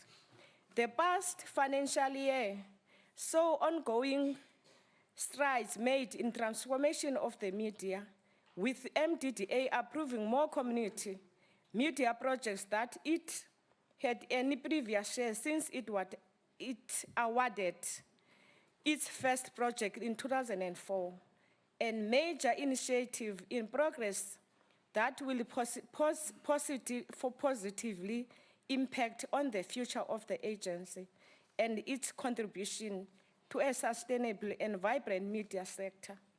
Despite the fact that transformation of the media remains a challenge for South Africans' democracy, the media landscape has changed considerably since 2004, with the MDDA being largest contributor to enabling access to control of and management of the sector by historical disadvantage individual. Of more than 200 community radios, historically disadvantaged individual, of more than 200 community radio station existence, 135 were and more than 80 still are funded by MDDA. Honorable House Chair and honorable members, considerable progress was made in 2016 and 2017 in developing a second, more encompassing strategy. The Khayelitsha Gugulethu Social Integration Strategy in Western Cape, based on the existing radios Bonele in Khayelitsha, within community leaders from other townships, also indicating their wish be part of process in African communities, also radio stations. House Chair and honorable members, with greater access to the internet, advanced mobile devices, it becomes easier to access content, at times content which is harmful. Please to children. conclude. The internet has become the biggest threat, not only to children, but to national security at large, despite its benefits when it comes to knowledge sharing, improved communication, education, entertainment. The internet is also haven to questionable characters and forces of darkness. Thank you very who much. prey on innocent. Thank you. The Thank you. ANC support the budget. Thank you. Thank you. Honorable Swartz.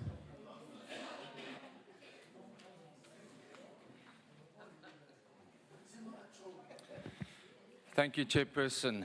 Honourable Minister, may I firstly, on behalf of the ACDP, congratulate the Honourable Minister and Deputy Minister on your appointments, and we wish you well. And we share your sentiments condemning acts of violence against women and children. And we as men need to do more. We on the Justice Committee also need to do more. And so I share hashtag not in my name. My particular interest, although I don't serve on this portfolio committee, is of course with the SABC, having served on the ad hoc committee. And we commend the interim board It is making good progress in implementing the recommendations of the ad hoc committee. Thank you. It is also heartening, and I raised it in the Justice Committee, that the SIU should step in and assist the SABC, and I'm pleased that that recommendation is being implemented, because I believe the SIU will go a long way, and they are obtaining a speedy proclamation for the forensic inquiry into wasteful, irregular, and corrupt expenditure. Now, that inquiry was a learning curve for all of us that serve as MPs, and we trust, and from the ACDP side, that we'll be able to conduct similar investigations, such as into Eskom. Now, one of the telling findings was that the former minister, and this was a finding of Parliament, displayed incompetence in carrying out her responsibilities as shareholder representative. And we trust, Honourable Minister, that you will perform your duties in a far more efficient manner, and we do wish you well in this regard. We would urge the Portfolio Committee to be most vigilant, given the inquiry's finding that we, Parliament, now remember that's me as well, parliamentarians, may have relinquished our duty to hold the executive and consecutive boards to account. And this may have rendered Parliament, remember the finding was Parliament, including me, complicit in the gradual decline in good governance accountability at the SABC. So we have a very important role to exercise oversight. We also note and remind the Minister and the Portfolio Committee on the findings on the Broadcasting Amendment Bill. And if I understood you correctly, Minister, you were saying you were reconsidering that bill, but it does present problems for Parliament in as much it removes our role in the appointment and dismissal of board members. So we need to look at that very carefully. And we also, from my perspective, I studied the Auditor General's management letters, and that is something we need as parliamentarians to look into. We tend to focus on the Auditor General's reports, but the management letters that come in before, and in this regard, we were able to obtain that, indicated the SABC had a serious cash flow problem already at the end of last year, and we inserted that into the report. Clearly, we need to look at the refunding of the SABC, and we need to understand what ICASA requires them to do, those stringent conditions. And so we need to look at that, but at the same time, we need to stop cross-subsidization of rival broadcasters such as ANN7 and the DSTV. And what was also disconcerting to us was the intimidation that we saw of witnesses coming to Parliament, the SABC 8, and we are grateful that that matter is being attended to.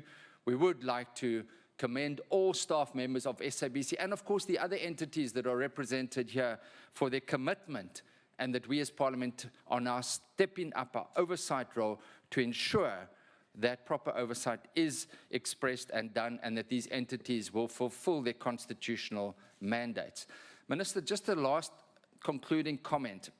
As far as fasting in solidarity with Palestinian prisoners is concerned, we as Christians are taught to remember all those in prison as though we are there with them.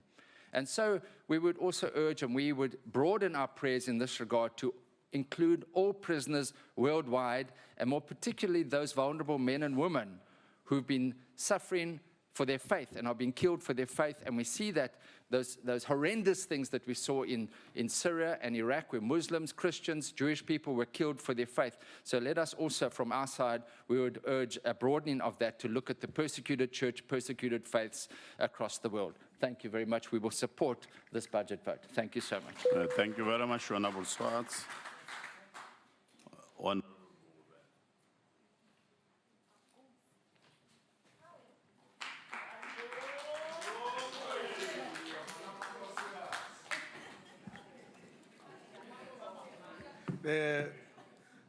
Honourable Chair, Minister, the Deputy Minister, the various institutions that you are leading,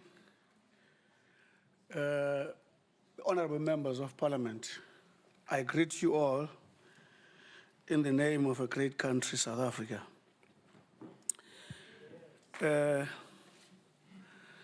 I think, Minister, the biggest challenge we're faced with is the understanding of the essence of communication. That even the kind of budget that we give to the department needs to interrogate whether we've got a common understanding about the essence of communication in nation building. Because the biggest problem, if there is no information, clarity is casualty. When people don't know, they get worried. If they continue not to know, they become tense. If they continue not to know, they fight or flight, and instability becomes the game of the day in the lack of clarity because of the absence of information. But how you have actually entered this department, you have demonstrated your understanding of that. A number of issues that were not understood about SABC, you quickly came to clarify them because you knew the toxicity of uncertainty, how it kills any nation. Now, until 1912, liberation struggle in South Africa would have been viewed as pure black versus white tussle. This situation would have at times, and it did at times, mobilize racial alliances. During this unfortunate era of division, humanity as a basis for human connect would have been sidelined in favor of racism and ethnic stereotypes. It is during this period that mere race and or ethnicity determined both human alliances and wars. Until 1912, in particular 1969, when our movement theorized our struggle for human triumph became a preferred ideal to race and ethnicity. Once ANC theorized and communicated worldwide the purpose of the struggle, the world descended in our shores to pledge allegiance to the cause of humanity, not race. The South African miracle only came to fruition when humanity crossed racial lines to share or exchange their views on the basis of human interest outside racial trivialities. It is at this point that the great leaders of Luthuli, in dealing with the cynicism of racism and preferring to resolve our problems peacefully through communication and negotiations, he had this to say when he was asked what did he think the PAC stand for after splintering from the African National Congress. I quote, he said, "I'm not sure if I know. However, if they say Africa for Africa, I agree. But if they say Africa for the indigenous, they are no different from the enemy you are fighting. For you cannot fight a racially exclusive oppression with a racially exclusive resistance at the risk of confusing our children." What Albert Luthuli, the chief, was trying to do here, he was committing theoretically, as per our movement, the importance of articulating to those who did not understand what we stood for so that we can find one another. Our forebears knew that the defeat of these stereotypes cannot be an event. It calls for endless conversations amongst ourselves using all means at our disposal. And that's why Albert Luthuli asserted at all times that ours was a struggle against a race, ours was not a struggle against a race, but a racial system. I therefore appreciate, Honorable Minister, that interventions are made in actually understanding this, that unless communication is actually dealt with and we intervene, this historic mission of our country will become a pipe dream. I therefore appreciate, when you look at GCIS, the fact that the set of objectives that are aligned seek to deal with this matter. A responsive, cost-effective, complaint and business-focused organization, and amongst other listed objectives. In particular, a professionalized communication. Of course, enhancing image of government honestly. A service that promotes governance and a program that boosts the share of government's voice in public honestly, and a research investment that ensures that the manner in which we interact with our people is informed. This department is actually committing to ensure that 10,458 outreach programs are in place and publishing 111 edition of communicator products and production and distribution of 18.7 million copies of the Vukuzenzele, and the amount of money committed to intergovernment coordination is commended. In the citizen participation, a 1,200 communication development project and 1,000 community and stakeholder lesson visits per year. On the ICASA side, with their mandate, here they focus on the electronic communication, broadcasting, and postal services, the areas of their mandate. In taking this mandate forward, the authority has selected areas of focus, such as universal access, universal service, and access to broadcast services, improved organizational service delivery, common national identity and social cohesion, improved stakeholder and consumer experience. The authority is commended for organizational realignment process. And more importantly, ICASA's main responsibility is to ensure that what is communicated and accessible is fairly reflective of the diverse South African attitudes of our life. This is done through ensuring all South African languages are used and reach the entire human geography of our country. It is here where the attributes of developmental state should find expression.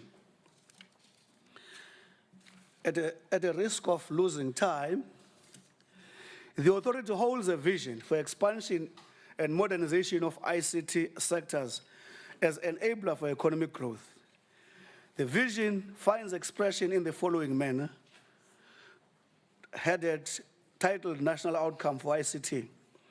Competitive market structure that can facilitate lower communication cost, countrywide availability of affordable broad infrastructure enabled through implementation of a digital agenda, and an agile institutional framework for effective regulation that enables the sector to meet stakeholder needs. And the 5-year plan continues to be adaptable to the following: migration from analog to digital broadcasting platform, increasing demand for broadband services, increasing demand for broadband services, and need for assignment of the radio frequency spectrum. I also want to draw your attention, Minister, to the risk they are articulating, in particular the budget issue. And I think this matter, all members of parliament, because communication is key and because the objective of nation building in South Africa remains the primary one for a prosperous society. I dare say only when we converse, communicate, account. Please conclude, Honorable Member. Only when we converse, communicate, account to and amongst one another and the world, that will become a dependable, predictable, reliable nation that we can unleash energies of all South Africans and that of the world for the pursuit of our fundamental noble nation to realize a national democratic society. Naturally, ANC would support the budget, but however, I wanted to say to FF, I agree with what you have said, but if you don't support the budget, how are we going to fund those things you're actually proposing? Honorable, thank you very much, Honorable Fante.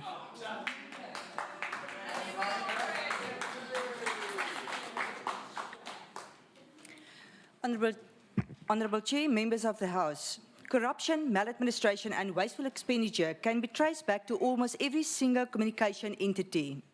On 17 June 2015, due to the inept action by the department, our country failed to meet the analog switch-off date as was set by the International Telecommunication Union.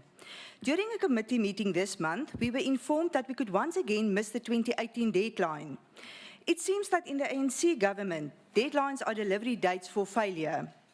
Vertragings in die uitrol van digitale migrasie het 'n groot impak op spektrumbeskikbaarheid.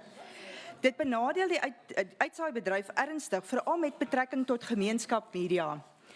'n Moratorium op die lisensiering van gemeenskapradio's in September 2015 kan nie gelig word nie as gevolg van die feit dat daar nie voldoende spektrum is nie. Die DA sien dat die ANC nie by belofte hou om gemeenskapmedia en diversiteit te bevorder nie. It should come as no surprise to us, but there is also a delay in the finalization of the media transformation and diversity policy. According to ICASA, the white paper on audiovisual and digital content will take another 4 years to complete.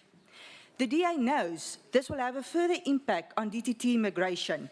Yet again, the ANC does not keep its promises. The largest budget increase in the department is seen in Programme 4, Entity Oversight, which increased by 94.3 million. However, no amount of money thrown at this problem will rectify the widespread maladministration in entities. There is also an increase of 33.1 million for communication and branding, which seems rather excessive in a country where citizens are literally starving. Ons sit met 'n entiteit soos Brand SA, wat poog om Suid-Afrika te promoveer, terwyl die ANC-president sukkel om te tel hoeveel skade hy berokken. Rommelstatus dankzij 'n rommelregering. Meer geld word spandeer aan die versterking van bestaande gemeenskapmedia as om nuwe geleenthede te skep. Die DA versoek dat die befondsingsmodel van gemeenskapmedia ernstig hersien word. Belastingbetalers betaal ongeveer 21 miljoen rand om BSA landhoofde in die VSA, China en Verenigde Koninkryk te akkommodeer. Die oogmerk om die land se reputasie te bestuur en te bemark. Basiese duplisering van SA toerisme se pligte. Beide entiteite het kantore in genoemde lande. Parlementêre vrae het uitgewys dat doelwitte in die Verenigde Koninkryk en VSA nie bereik is nie. Dit wil sê doelwitte vir 2 uit 3 lande was onsuksesvol. In die ekonomiese tyd waarin ons tans is landshoofde werklik 'n prioriteit. In 2014, the MDDA had a vacancy rate of 50%, and until recently, the status remained unchanged. The chair of the board even appointed herself as acting CEO and lied about it in a committee meeting. We have nothing to show for all these increases, except a department and entities like the SABC that are so cooped up in corruption that they have failed to serve the people in South Africa. Die DA vra vandag, wat doen entiteite om geld te bespaar? Mutambi, Mutsuneng, Zuma, hoekom raak die ANC nie ordentlik van sy probleemkinders ontslaan nie? Watter vertroue boesem entiteite werklik by die publiek? Daar is net geen gevolge vir wanprestasie in hierdie regering nie. Corruption is killing opportunities. The ANC is killing opportunities. Just ask the 9 million people in South Africa that cannot find a job. We need to stop rewarding institutional failures. We need to stop investing in corruption. Please conclude. Come 2019, the South African public has the opportunity to vote against corruption and the failure of the system. I urge every citizen to make their vote count. Ons land verdien beter as die ANC.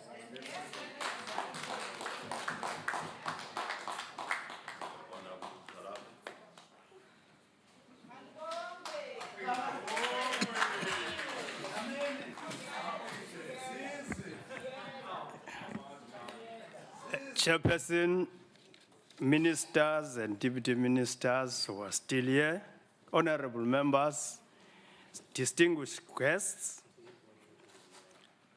Let me first say men who rape, murder children and women do not deserve and are not worth to be called men.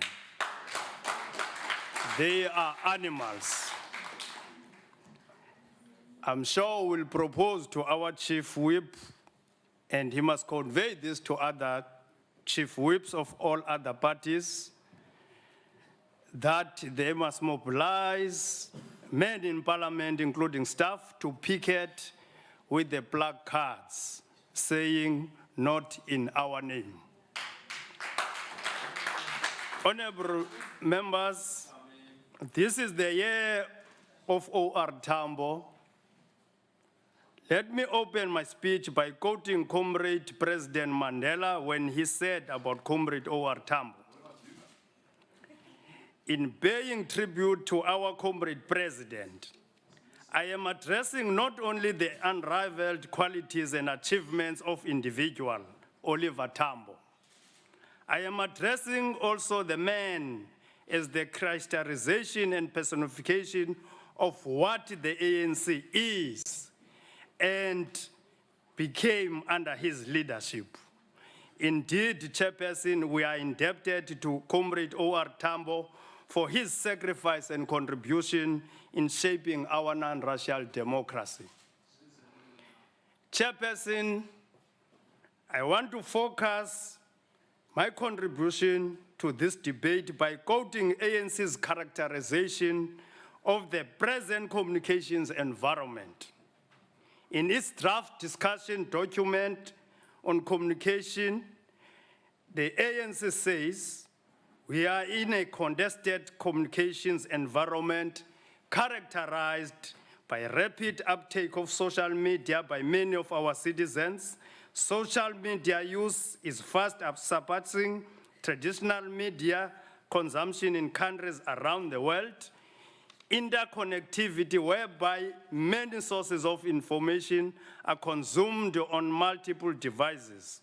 Ongoing battle of ideas has assumed global dimensions unprecedented since the advent of modern media, says the African National Congress. ANC calls for strengthening communication capacity of the executive and legislative branches of government. Develop a roadmap towards realization of Vision 2030 of the NDP. And within this context, develop a program towards the fourth industrial revolution. Radical transformation of the media industry and building of plurality of voices within society. Government guided by NDP must focus, as it have started in some areas, on preparing South Africa for digital economy and fourth industrial revolution, driven by increased use and developments have now made machine-to-machine communication, robots and autonomous systems able to operate with or without human intervention in spheres of human activity. Fourth industrial revolution contains within it possibilities to disrupt current economic and social structures profoundly over the next 20 to 50 years. The task of South African government, including sector, is to plan effectively and position the country openly and engage proactively with rapidly evolving technologies. We invite the private sector to this endeavor. Available research estimates that by 2025, there will be more machine-to-machine communication than connected people in the world.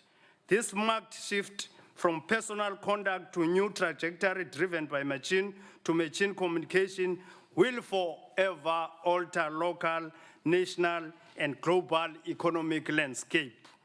It is important that government focus on the impact of the impending disruptive changes on citizens and society, and ensure that the discussion is not about technology in and of itself or in isolation to its associated societal impact.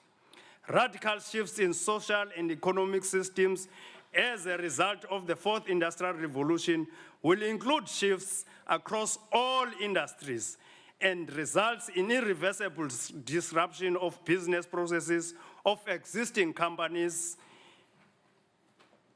reshaping how goods and services are produced, consumed, transported, and delivered. The fourth industrial revolution is expected to increase wealth of nations and individuals, surpassing figures attained during previous epochs. There will be winners and losers.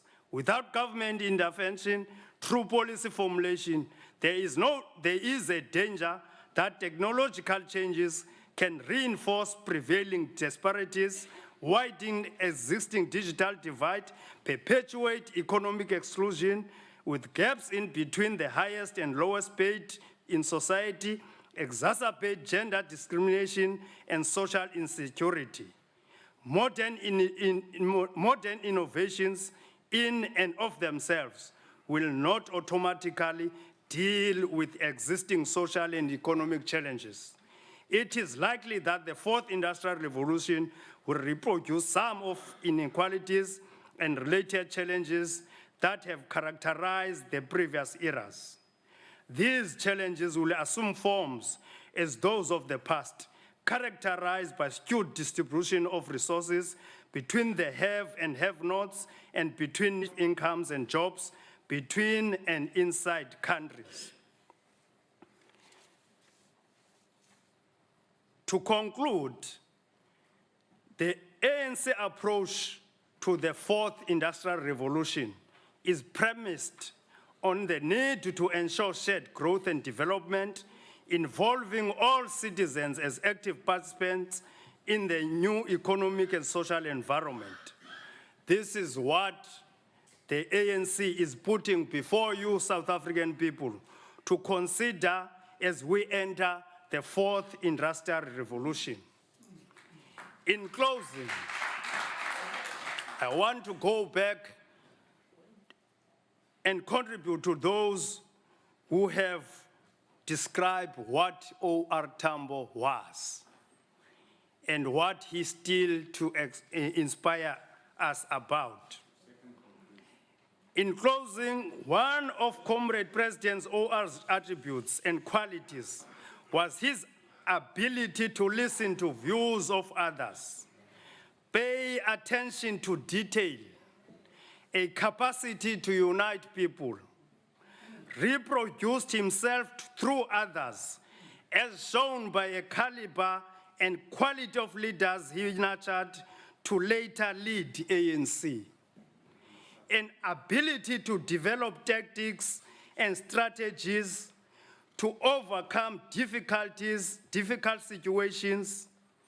Comrade O.R. Tambo was an outstanding communicator. Comrade Chair, I cannot close without sharing with you these very interesting developments. Wheels are coming off from the Mini Cooper unholy coalition between the DA and small opposition parties. We always knew that is coming. An unholy alliance founded on anti-ANC foundations and returning status quo of minority rule. Deep differences that have showed themselves openly in Nelson Mandela Metro Council between Deputy Mayor Bobani and Mayor Trollip points to more to come. And the fact that EFF and others voted with ANC on major issues of the agenda exposes DA of what it is. Please the conclude. Representative of monopoly capital and white minority interests. Thank you. There will never be harmony of interests in a situation where slave masters expect slaves to assist them to defend their system of slavery against a progressive Protestant movement. Thank you, Honourable Member. That is bringing freedom to slaves. DA wants to dictate and impose its agenda to small parties, but those who are committed to improve the lives of the poor will resist that, as shown by Deputy Mayor Bobani. Viva Bobani, viva! Kuba Bobani, bakube!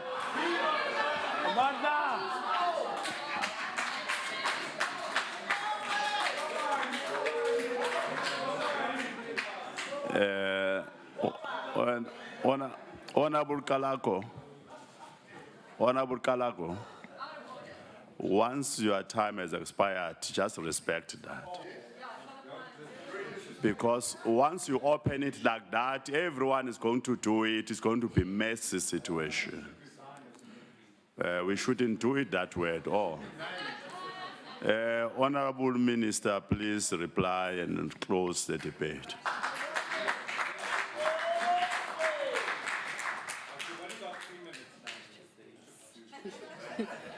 You're not the House Chair, unfortunately.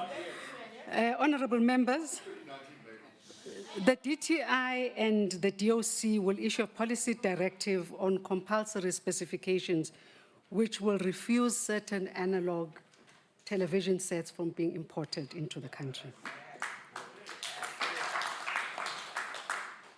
But also, working together with Minister Cwele, two things will happen.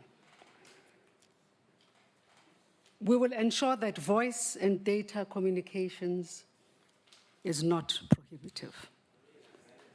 So as we move from here, the cost of data and the cost of voice communications must fall.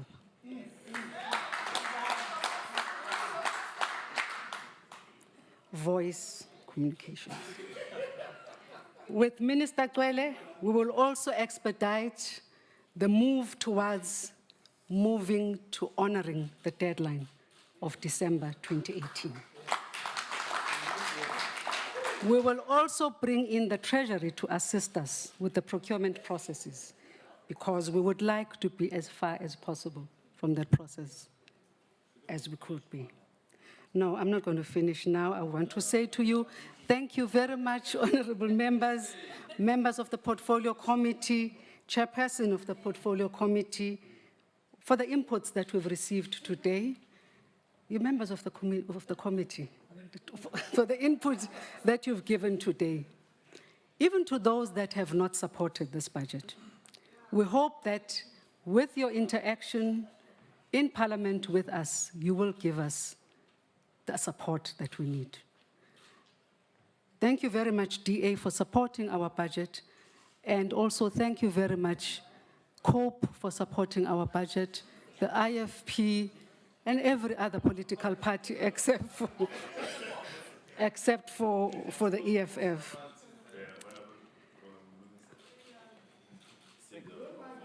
Thank you. I'm sorry to interrupt the Minister in her conclusion. Just on a point of order, the Minister is misleading the House. The DA did not say they were supporting this budget. Thank you, Chair. My apologies, Chairperson, but I always think that silence means consent.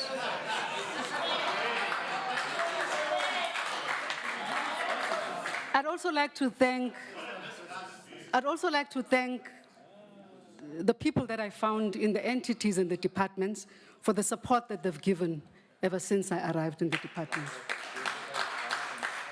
And also thank the young, agile, and energetic Deputy Minister for her support as well. And thanking friends and family that have come to support me today. The industry players, without you, this sector will not thrive. We rely on you to support us. Thank you.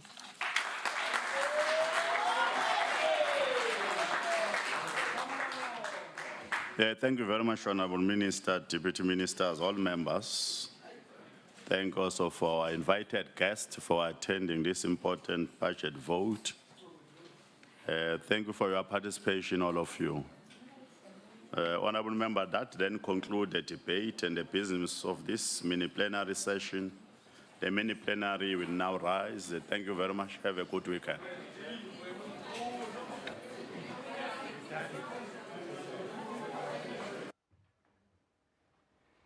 Well, there you have it, live from Parliament, where Communications Minister Ayanda Dlodlo has tabled her department's first budget vote. She's indicated in this budget that her department will be allocating 178 million rand to the SABC for the current financial year. However, an estimated 5 billion rand is needed to meet the SABC's current contractual demands. So that very briefly what came out of that budget vote today. We'll have more on that and other news coming up after this short break.